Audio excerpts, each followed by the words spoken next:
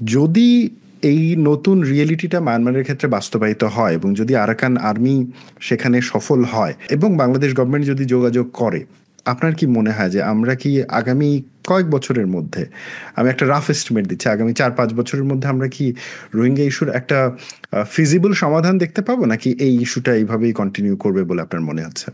না, যদি আপনার মানে যেটা বাস্তবতা মনে হচ্ছে যে আগামী কয়েক বছর ওই অঞ্চলটা আরাকান আর্মির নিয়ন্ত্রণে থাকবে, সেক্ষেত্রে রোহিঙ্গা প্রত্যাবাসন আপনার আরো কঠিন হয়ে যাবে। কেন বলছি কঠিন হয়ে যাবে, তার কারণ হচ্ছে যে রোহিঙ্গাদের সাথে মূল দ্বন্দ্বটা যতটা না মায়ানমার মিলিটারি, তার চাইতে অনেক বেশি দ্বন্দ্ব হচ্ছে ওখানকার স্থানীয় রাখাইন বা আরাকানের অধিবাসী যারা, তাদের মানে যাদেরকে আমরা এখন আরাকান আর্মি বলছি।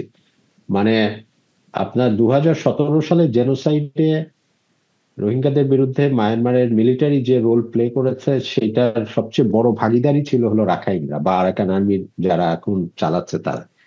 তো কারণ তারা নেবার ছিল আর কি, তারাই দেখিয়ে দিয়েছে কোন বাড়িটা রোহিঙ্গার, কোনটা পুড়াতে হবে, কোন মানুষটাকে মারতে হবে, কাকে কোথা থেকে বের করে নিয়ে আসতে হবে।